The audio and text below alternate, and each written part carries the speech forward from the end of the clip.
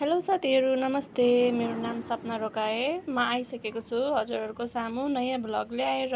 यो मेरो दोस्रो ब्लग रहेको छ।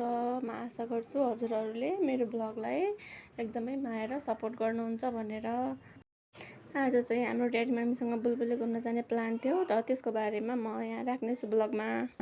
अब हामीहरू चाहिँ रेडी भएर बुलबुलेतिर लाग्यौँ। बुलबुले जाने बाटोमा फेरि कति राम्रो फुलहरू फुलिरहेछ हेर्नु न। यति राम्रो फुल देखेर एक दुईवटा फोटोसुट पनि भयो। अहिले चाहिँ हामी बुलबुलेभित्र इन्टर भइसक्यौँ। अब हामी घुम्दै घुम्दै घुम्दै जान्छौँ। कति राम्रो छ। छोरी चाहिँ ड्याडी मम्मीसँग अगाडि अगाडि हिँडिरहेको छिन्।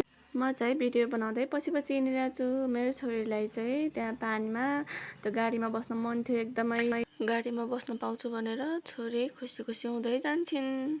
त्यो गाडीको नाम नै आएन कि मलाई। क्या हो नानी? बुली बुली हुन्छ त। बुली बुली त्यही हो। बुली बुली घुम्नु न बुली बुलीलाई। अहिले घुम्छ बुली बुली। अरे घुम्नु हो हामी त्यस र चाहिँ फेरि त्यहाँ बस्न पाउँछु भनेर खुसी खुसी भएको थिइन्। एक्साइटेड भएर गएको थिइन्। त्यो बुलबुलेको अङ्कलले फेरि 5 जना मान्छे नभएसम्म हुँदैन भनेर हामीलाई बसाल्दिनै भएन। त्यसपछि मेरो छोरी स्याड भइहाल्यो। छोरीलाई फेरि त्यहाँबाट फर्किनै मन थिएन। गाडीमा बस्न पाएन भनेर बिचरा मेरो छोरी त स्याड भएर फर्किन् त्यहाँबाट। अब छोरीलाई फकाउनु त पर्यो। अब छोरीलाई फकाउनलाई हामी चाहिँ अलि खेलाउन लाग्दैछौँ।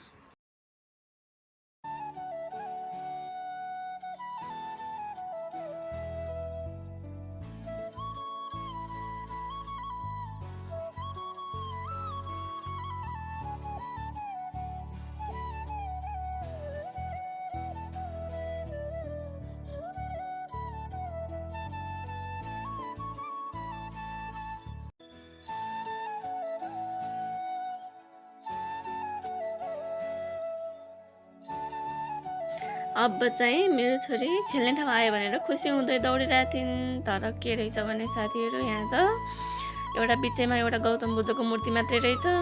खेल्ने ठाउँहरू पनि एक दुईवटा मात्रै रहेछ क्या यहाँ त। पहिला चाहिँ धेरै थियो, अहिले चाहिँ सबै खतम भइसकेको रहेछ। यही एउटा यो चिप्लेटी पनि यताबाट भाँचिएको रहेछ। यो चाहिँ भाँचिएको रहेछ भनेर हामी यतातिर अर्को चिप्लेटीमा आयौँ। यहाँ चाहिँ फेरि छोरी र हजुरबुवा यहाँ चिप्लेटी खेल्दै हुनुहुन्छ। चिप्लेटी खेल्दै रमाइलो गर्ने अरे अब।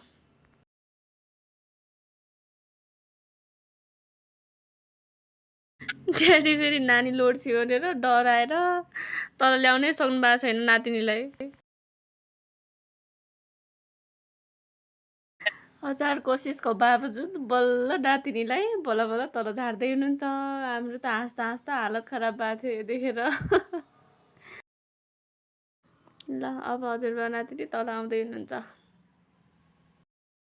पहिले चाहिँ मेरो छोरी पनि अलिअलि डराइरहेको थिइन्। अहिले चाहिँ खेल्न पल्केर म त आफै खेल्छु भनेर ऊ हेर्नु न, ऊ आफै माथि चढेर आफै खेल्न लागिसकेकी छिन्। अहिले चाहिँ अब एकछिनपछि आफै तल आउँछिन् हेर्नुलाई।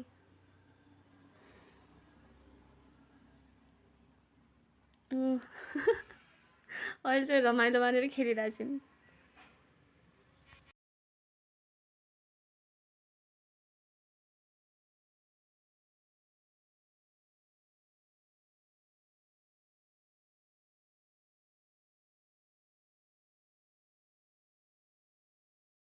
अब फेरि गइसकिन् खेल्न, फेरि तल आइन् हेर्नु न। रमाइलो मान्न नाचिन्जेओस्। रमाइलो भयो।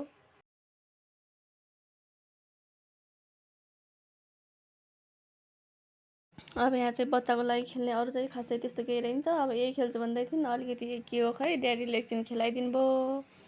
अब चाहिँ हामी यहाँदेखि फर्क्यौँ। यहाँ खासै अरू केही पनि थिएन।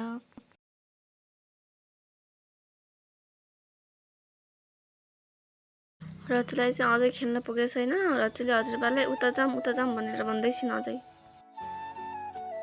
हामी चाहिँ बुलबुले घुम्दा घुम्दा अँध्यारो हुन लागिसकेको थियो। त्यसपछि यता यहाँ कुर्सीमा बस्ने अरे, कुर्सीमा बसेर फोटो खिच्छु भन्दैछिन् छोरीले। त्यसपछि ड्याडी मम्मी कुर्सीमा बस्नुभयो। कुर्सीमा बसेर म अब एकछिनमा फोटोसोटो खिचिदिन्छु। अब चाहिँ हामीले एक दुईवटा फोटोसोटो खिच्यौँ। फोटोहरू खिचेर अब हामी घर फर्किने तयारी गर्दैछौँ। हामी त आइहाल्यो। तयारी गर्न लाग्छौँ यस